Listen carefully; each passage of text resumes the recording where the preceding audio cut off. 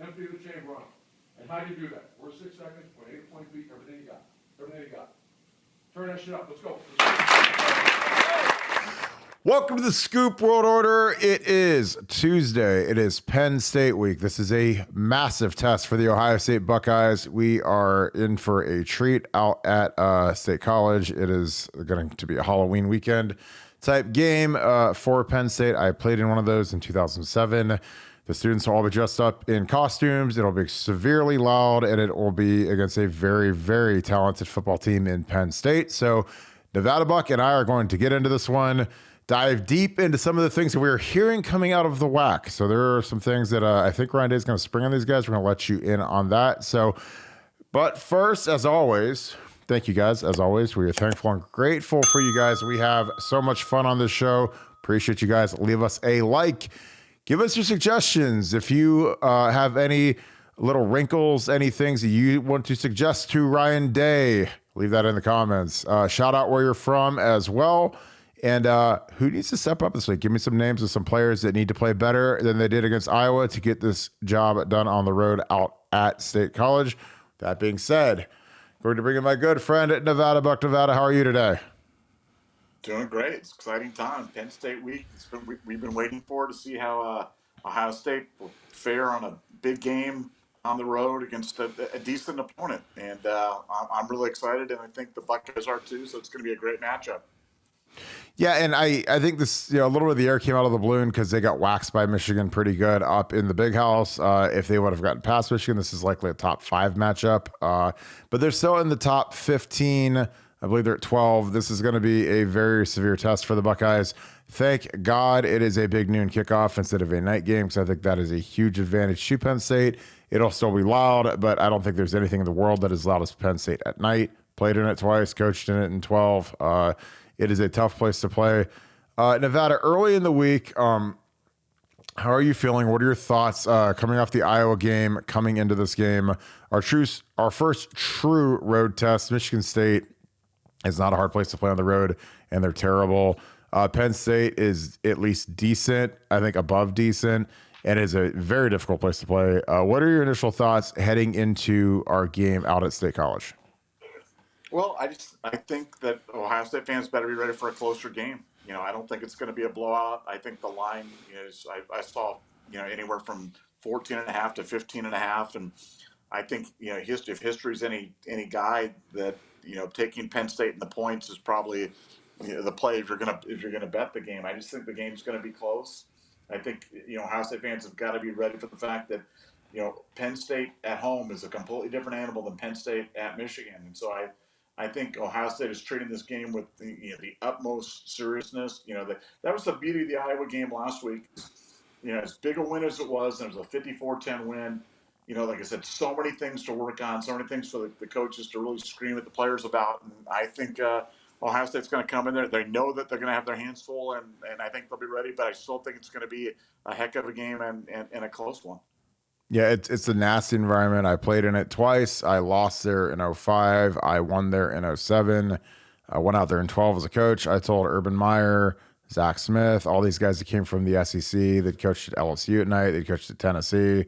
But guys, this place is louder than any of those places. And they didn't believe me until the next day in the staff room when they came back and said, oh my God, you were right. It is incredibly loud there. For some reason, for about every single year except for 2009, it was always an 8 o'clock kick, a night game, their premier game, their big ticket game.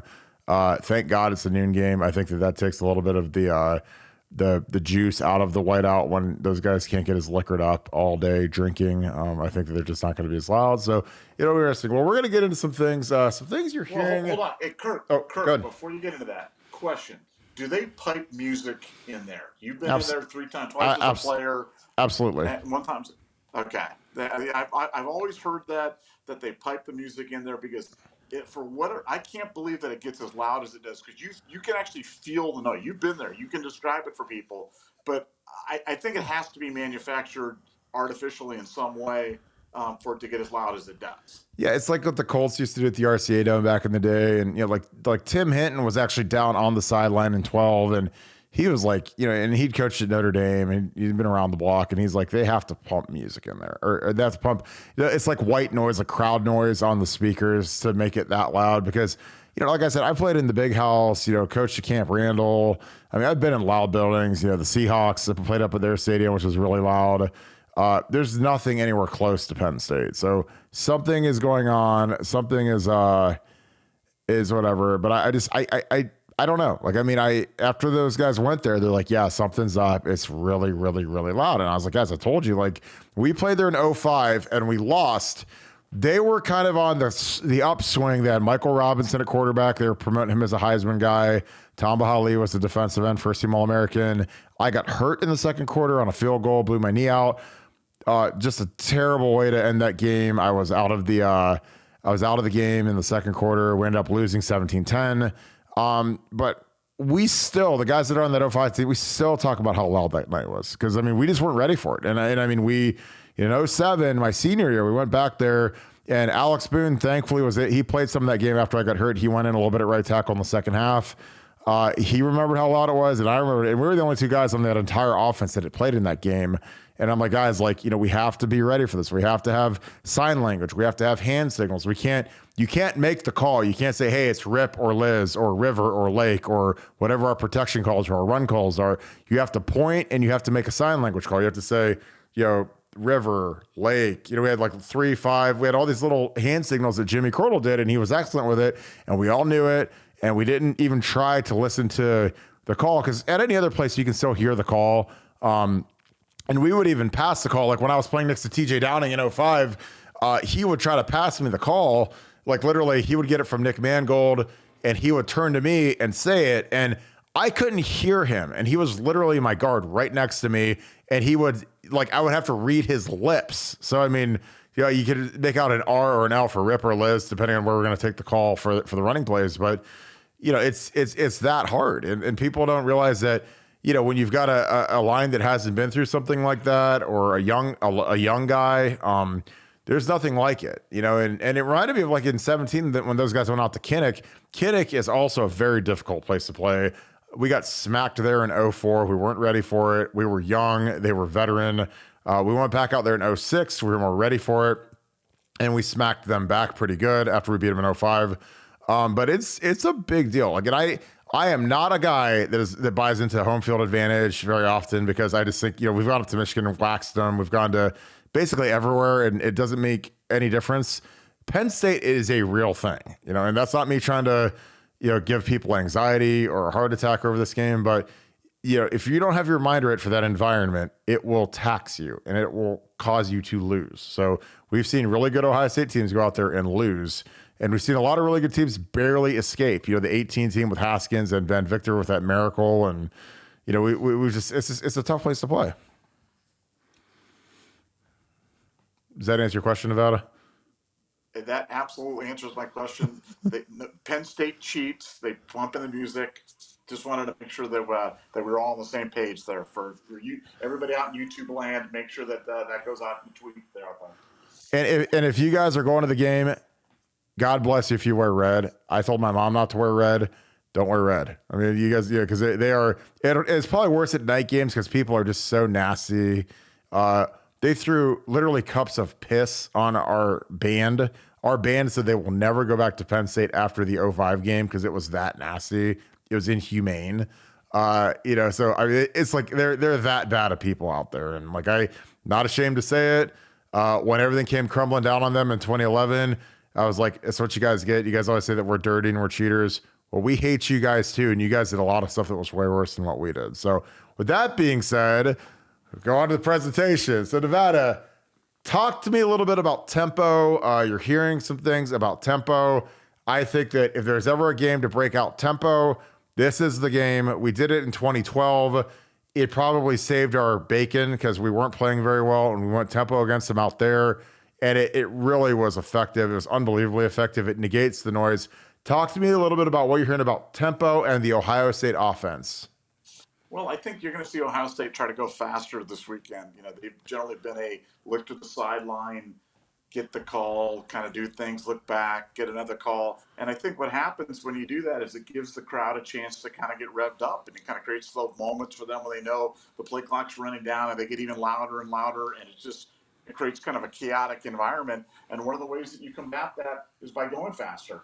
And Ohio State's been working on going faster all year long in practice. And I think this is the week that they pull it out. They start trying to go a little bit faster, try to get some of that offensive rhythm that they like to run, try to stay on schedule a little bit with that. And as you pointed out, very importantly, it negates the crowd noise and the ability for the defense to run many exotic things, because when you're going fast, they've got to stay pretty basic. They don't have a chance to really do crazy things on defense. So I think there's a lot of reasons for tempo to come out for Ohio State, and I think this is the week that we see it.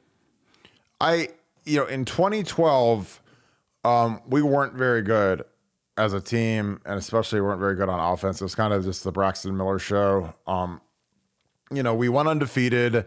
I think a lot of it was because our schedule wasn't very strong. We didn't really play any super difficult opponents.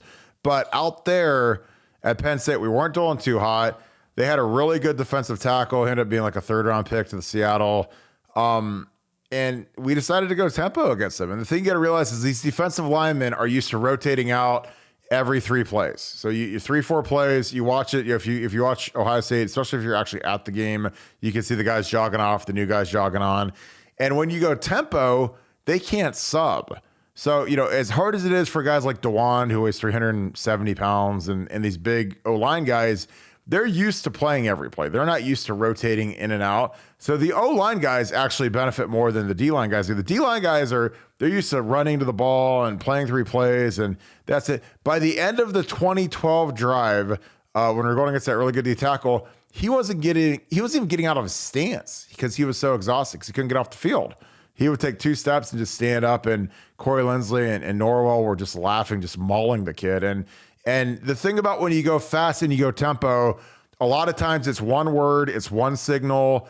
A lot of stuff is built in, and if you get a look that you don't like, then you just got to live with it. But there's no check with me, check back again, defense checks, offense rechecks. Like, that can't exist. And when you're in that kind of noise, there's always a risk that if you're going to change plays, change protections, change everything, try to make everything perfect every single time, like we tend to do sometimes, that guys will miss the call, or they won't get the right call, or they won't hear it right, or they'll think it's Liz and it's Rip or whatever, because when it's loud, you can't do all the gyrations that you can do at home like we do pretty effectively. So I think that if you're going to go fast and you're going to make plays a call, something that we sat in and we sprung it on Arkansas in 2010 in the Sugar Bowl, and they'd never seen that before. And our plays were all one word. We'd say Oregon or Jet or Rocket, and everybody knew what to do. The receivers knew what route to run. The O-line knew the protection. Quarterback knew where the ball was going. And it was just lightning fast. There was no checks and gyrations and check with me and look back and get him in the perfect, because that's harder to do on the road than it is at home. You can do it, but you're also risking that guys don't get it, or they don't get to play, or they don't get to check, or whatever. So I think there's never been a better game in the history of Ryan Day's tenure than this year at Penn State. 'Cause he's never really coached out at Penn State before. In 2020, when we were out there, it was a COVID year, no crowd. They had cardboard cutouts, which is a lot different than what we're going to face on Saturday. So it'll be interesting. The next piece, 2 running backs. Nevada, we had our worst rushing output that we've had in years against Iowa. We got to get Trey and Mine going. What are you hearing about a 2 running back formation and getting these guys both on the field at the same time?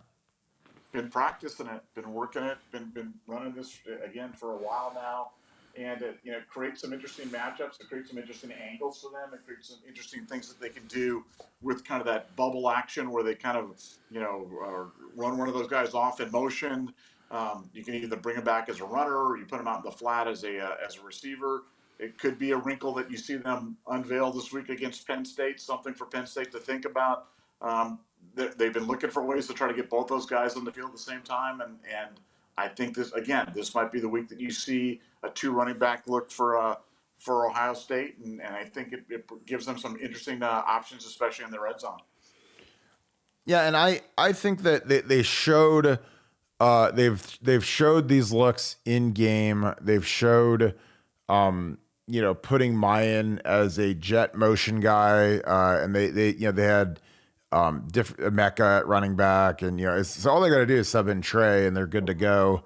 But I think that I think that's a big tell for me that some of this is coming is the fact that Chip Trevanium has shifted back to running back after basically spending the last 9 months trying to learn linebacker in Jim Knowles' system. He got the final carry of the game on the last play of the game this past week against Iowa. So I think he's trying to get his sea legs. He's trying to learn the playbook. But when you have him in the room along with Dallin Hayden, it gives you legitimate, really A+ depth at running back. So if something would happen because you're running 2 running backs, you've got another guy in there. Before when you lost Evan Pryor, you're down to 3 guys. You're pretty thin. You really can't risk running both these guys at the same time. But now it's time to go win a championship. Now you're playing a real team. You're playing Penn State. You're not playing, Antarctica State and some of these teams that we've played for the last 7 weeks. You're playing a real team in a real environment, and these guys got to get ready to rock. So it'll be interesting to see if we deploy this. Nevada, if we do this, which of the running backs would you put where? Who would you have as the jet guy going across the formation? Who would you have as the running back aligned deep next to CJ and shotgun? Well, see, what I would do and what Ohio State would do would probably be 2 different things. I mean, I having Trey running that jet action, kind of get him to the outside, being in a position to swing the ball out to him and have, you put Mayan there and dotting the I. But I think Ohio State likes to do a little differently because they like to bring Mayan out there and see what he can do. He's such a devastating blocker from out wide. They bring him back in. So, I think you could do it either way. I like it best, with Trey doing the jet action because, again, we're trying to see ways we can get him the ball in space, and that's a way to get him out there, get him lined up on a linebacker, one-on-one, maybe on a wheel route or something else out there in the flat, and let him do his thing. Yeah, I agree. I think it'll be interesting. It'd be interesting if they can get Chip a couple of touches, doing something simple like a jet action or just an inside run, because he's a really talented running back. I mean, he might be a hair below Trey, maybe a hair below Mayan, but he's the guy that would be starting at Arizona State if he'd stayed there. And to placate these guys to keep them out of the portal, I think giving them a defined role other than just running down on kickoff and punt would be advantageous. And plus, it lightens the burden on these guys because these guys have both been dinged up, and I think if you can get Chip going, I think you do it. And if there's a time where you're going to need the running game and you're going to need some good, firm, physical defense, it's on the road at a place like Happy Valley. Our next thought that we're hearing from the Woody Hayes is some of the Jack stuff. I don't know if it's been overhyped. I don't know if it's been deployed enough. I think, when you play a team like Iowa that runs 2 tight ends a lot, they run tight end fullback, you're going to put a 3rd linebacker in the game, which is why I think Cody Simon probably played the most snaps as he has all year against Iowa because we were running 3 linebackers a lot. But, I've been told that with the Jack, we only use about 10% of the playbook on the Jack so far. Do you think we see more of the Jack versus Penn State's aerial attack as a way to get a little bit more exotic and really, I'd love to see Jack Sawyer get more involved in the pass rush. He's been winning. He hasn't gotten home. JT got home. Zach got home. I think they're really trying to get Jack going. He's been fantastic against the run. But what are your thoughts on the Jack and some of the things that Jim Knowles hasn't unveiled yet? Well, for people out there, again, we're talking about the Jack. We're talking about that stand-up position that just happens to be Jack Sawyer's playing it right now, where he's kind of walking around. It's kind of like a stand-up 3 technique, kind of moving to different spots on the line. I think they're absolutely going to be, we talk about Knowles unveiling more of the defense going forward. I think, Jack in some exotic blitzes where they're overloading one side, bringing everybody from that side, dropping everybody on the other side, bringing guys in double A gap, even doing a triple A gap kind of look. I think they are going to start featuring Jack more. They are going to start unleashing Jack more, and I think this could be a perfect week to do it. They even use him as some spy looks there against Clifford, who likes to take it and likes to run with it. And I think Clifford's been there for like 14 years at Penn State, so I think they're going to have to account for him. But I think Jack Sawyer is going to have be a big part of the defense this week, maybe even a key part of the defense. And I think you're going to see him get loose. I'm predicting 2 sacks for him this week in a breakout performance for Jack Sawyer.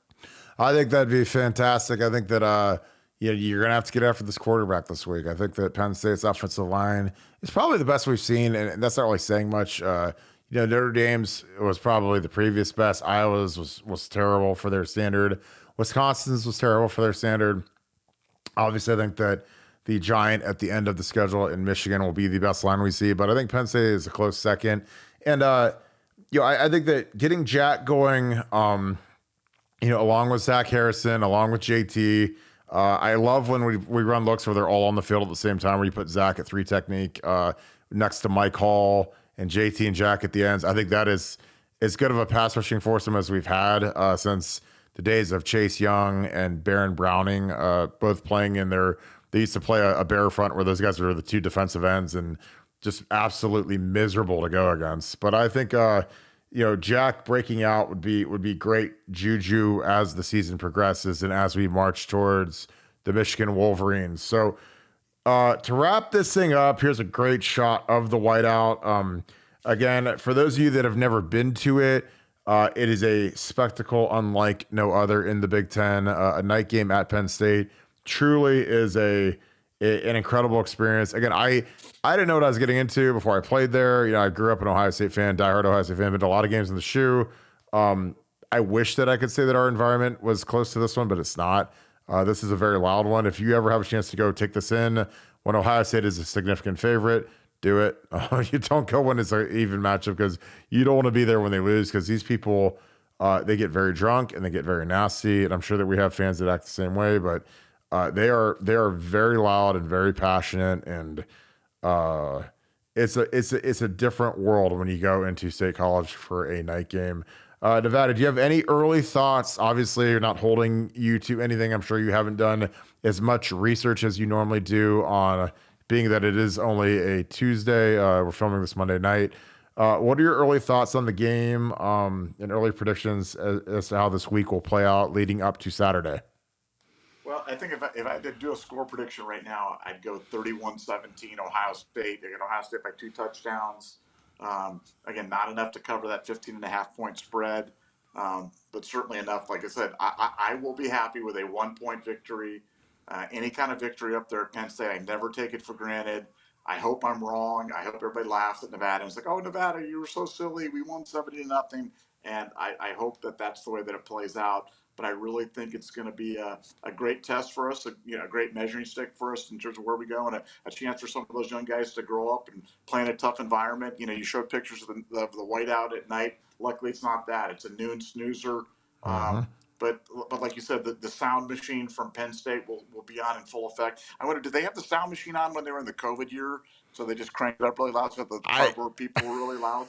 I don't think they did because we didn't really have any issues with the crowd. They all the arenas played like simulated noises, so it wasn't like a cavernous empty building. Because the COVID year was the dumbest and most ridiculous thing that I think I've ever seen in the history of sports and maybe the United States. And when you see a game like that and it's empty and it's a night game and it's disappointing. But no, I don't think it was the same. And plus, I think that when you're turning the decibels up, it's easier to mask it when there's 110,000 people as opposed to when it's just empty, a bunch of cardboard cutouts of people that paid $300 for a cardboard cutout in the shoe, or in Beaver Stadium. So, but yeah, I think I feel about right about that. I'd say maybe 35-28. I think it might be even tighter. I think that. Their line is good. I don't think we've seen a good offensive line yet. So I think that, we've been dominant up front. Our D line's been great, but I don't know if we've seen a good line yet. So it's kind of like one of those things where everybody thought that Michigan was fantastic after they whipped us and their O-line won the Joe Moore Award and Aiden Hutchinson and the other DN were really good. And then they ran into Georgia and they just got smacked. They got their asses kicked. So, I think it's all relative to your competition, and I just don't know what we've seen so far. I don't think that we've seen a really true dominant O-line. And I don't even know if Penn State is that. I think Michigan could be that. But you got to play these guys, and you got to go get ready for war. And the thing I know about Penn State is, when we play out there traditionally, these games don't really get away like they do in the shoe. Like we've played Penn State in the shoe a few times and just absolutely annihilated them. Like in 13, we beat them like 66-14 or something crazy, and 15 we waxed them good. And that it was our first blackout game, but I just out there it never seems to really run away like it does in the shoe. For whatever reason, I think obviously it's because it is a significant home field advantage, and I truly think that for Penn State we are kind of their Michigan, because it is a team that we play every single year. There is no rotation off the schedule. Like, with Iowa, we hadn't seen Iowa since 17. We hadn't seen them in 5 years. Penn State, when they joined the Big Ten, they see us every single year, just like Michigan does. There's no rotating off. There's no, hey, see you in 5 years when you get back on the schedule. These guys they're very familiar. And, the way that James Franklin can get another 10-year extension when he's under fire, because in 16, they were ready to fire him. They're ready to throw him out with the bathwater. And he beat Ohio State, and he got a massive extension. So it's like he's about due for one of those, because people were getting a little restless over there, and if there's one thing that could ever cure the restlessness, it's beating the almighty Ohio State Buckeyes. So any closing thoughts to wrap that up, Nevada? Another great podcast. But what anything to close it out as we roll into Bloody Tuesday at the Woody Hayes today? Not just the fact that you were able to confirm that Penn State cheats on the crowd noises, like that's what a huge moment here for Buckeye Scoop, that we broke this thing, and I'm sure that this will get massive play there in the Penn State community, and Kirk, you'll become even more beloved with the Penn State faithful, and I'm expecting a huge reception when you go to the game. You're going to the game on Saturday, right? To say hello to all your fans at the Creamery. Not in 100 million years, but it's like I always tell you: as long as the idiots hate me, then I'm doing things right, and I've got a collection of total morons that just aren't big fans. So as long as those people don't like me, then I'm doing great in life. So. Yeah, you throw some of these people in the mix, and it's just like, it's perfection. I love it. So I'm gonna wrap this thing up. That's about as good as it gets. Well, I appreciate you guys as always on BuckeyeScoop.com. We are grinding on the message board. We've got a ton of great content rolling in. This is a big, huge week for the Bucks. Can't say it enough. This is easily our toughest road game of the year. We're going to learn a lot about the Buckeyes on noon Saturday. We're going to do a watch party live on YouTube. I'm going to send that link out everywhere. Love to see you guys pop in, get live commentary from TJ Downing and myself. I think you guys will really enjoy it. But yeah, comment below what needs to happen for us to beat Penn State on Saturday. And I'm not talking about we need to score more points, but specifically, does the offensive line have to have their best game? Does Trey and mine need to average 4.5 yards a carry? Give me some specific stuff. Shout out where you're from in the comments. I love when you guys do that. And if you guys want to be a part of the best Ohio State community going, join BuckeyeScoop.com. We are on fire. The board, we had the biggest game thread in the industry. Tons of good stuff. A lot of crazy stuff, crazy takes. It was a wild one. And I love every one of them. I love everybody that's on there because they really make the community special. We have a blast on there. So if you want to know what's going on inside the Ohio State football program, join BuckeyeScoop.com. Appreciate you guys. As always, leave us a like down below. Subscribe to the video. Thank you so much, Buckeye Nation. Thank you, Scoop family. Hope you guys have a great Tuesday. Got to be Penn State, everybody. Go Bucks.